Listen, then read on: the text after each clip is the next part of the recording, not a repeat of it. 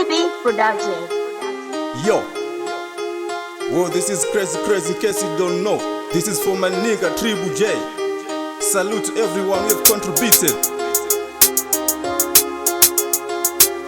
Big up Mangwaira family in case you don't know. Big up Sifas, Wase.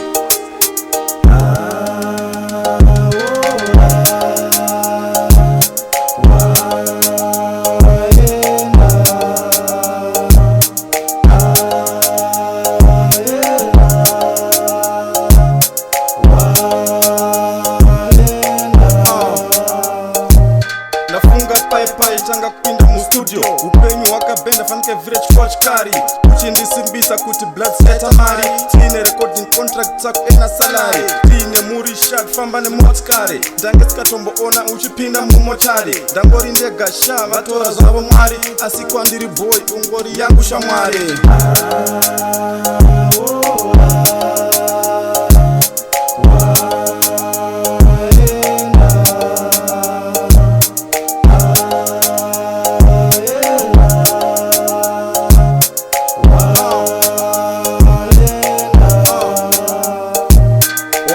Pedzera paukaruva mari matombo ichi chaiva chipokota gwenzi kana nombo chingondirotesa kana kundifonera chinditsanangurira nguva dzekupedzesera aindaiva mwari nijasi ndaisa kutora ndatenga nemarepisi maumanaidza nemamedzara sha warwadzisa kutsevera wako mudhara asi ndangariro mumwoyo ndodzotibaya